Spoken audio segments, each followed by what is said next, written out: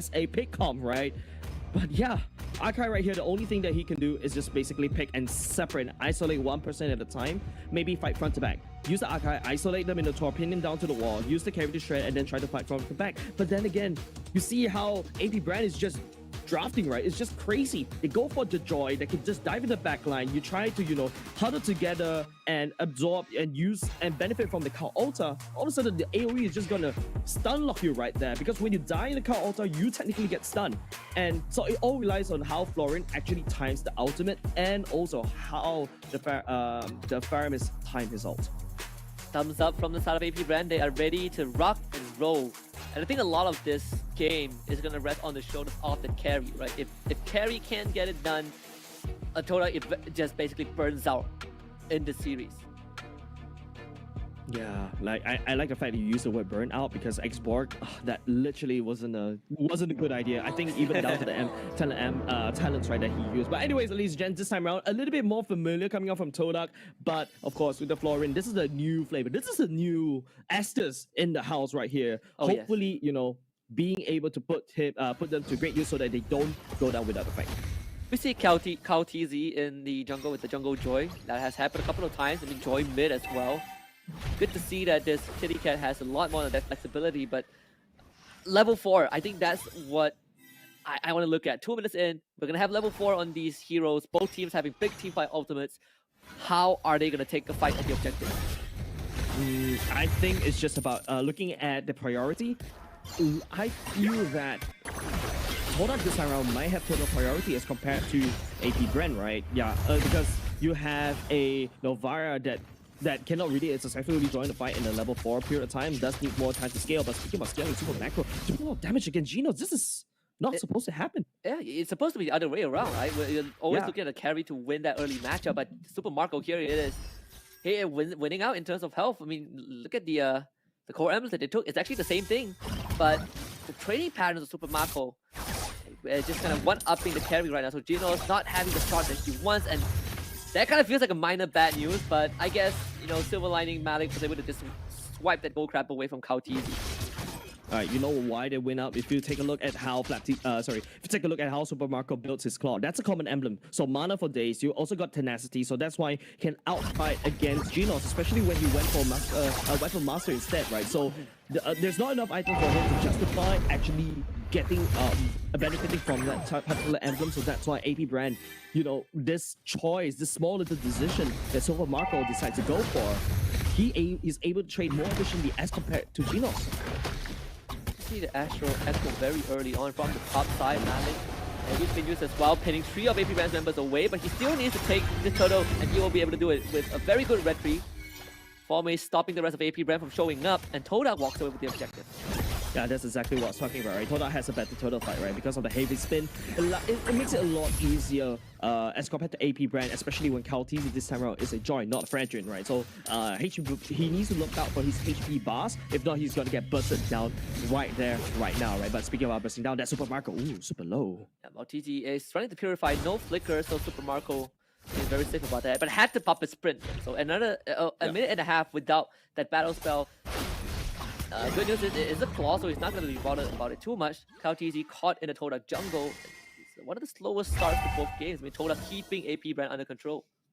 Yeah, first turtle at the very least still goes over to the side of TODAK, right? If you notice that TZ is actually pushing against Formies up top, it's still basically because Formies right here, unless he can successfully kill the Fredrin, and he needs to constantly lay down the punches. If not, the Fredrin is going to heal with the help of the Brave Smite at the same time, right? So if you notice how TODAK is rotating, they're not going to look at the Fredrin, they're looking at getting Genos to scale instead.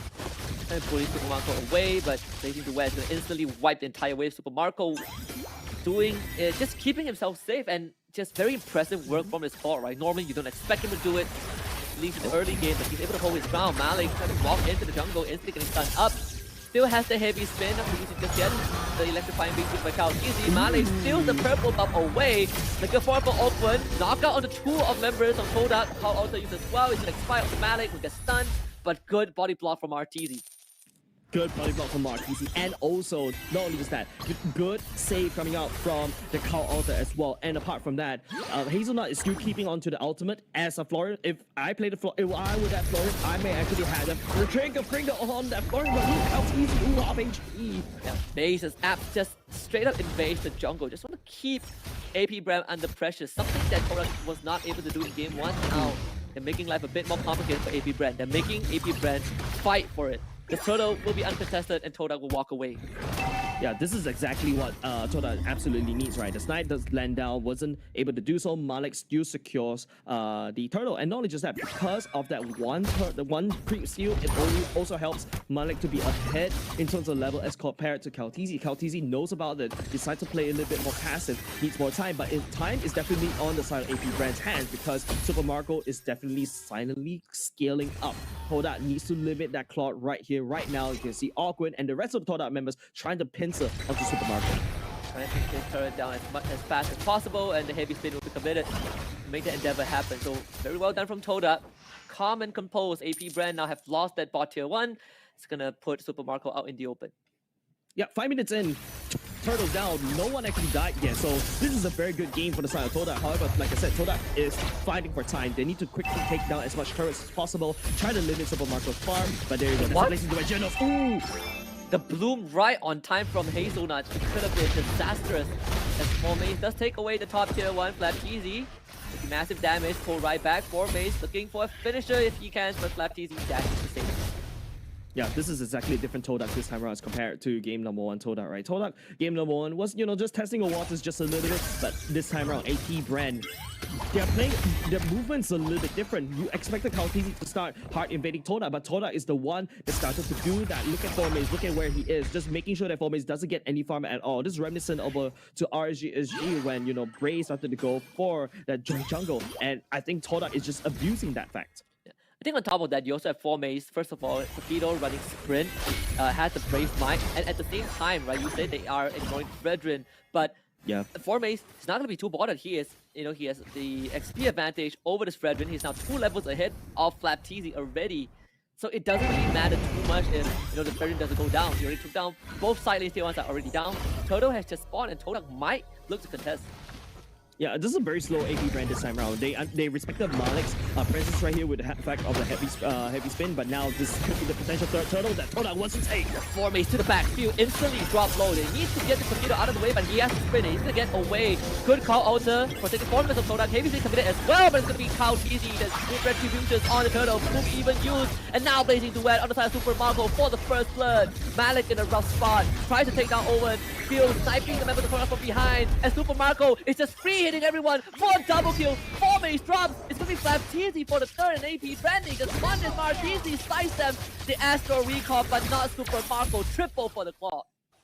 Man, Aski, do you not see it? How TODAK just hard committed into everything just to try to take away the turtle. AP BREN noticed that the Cow Altar is already burned away, and you see how AP BREN just take a step back. Here you go, that's instant replay. You can see the rest of AP BREN respects the damage and respects the sustain, just decides to disengage just a little bit. Look at how Super Marco is playing this, right? Timing that Blazing Duet just in the nick of time at the same time. And on the other side of the wall, he's safe from Formaze and doesn't already burn out all his spells and jump over the wall, and he knows Hazelnut doesn't do damage, so impeccable position coming up from Super Marco. AP BREN respecting what TODAK can do. They take away, I think that was 4 members in the nutshell, and then take away the turtle from TODAK, and they also took up top.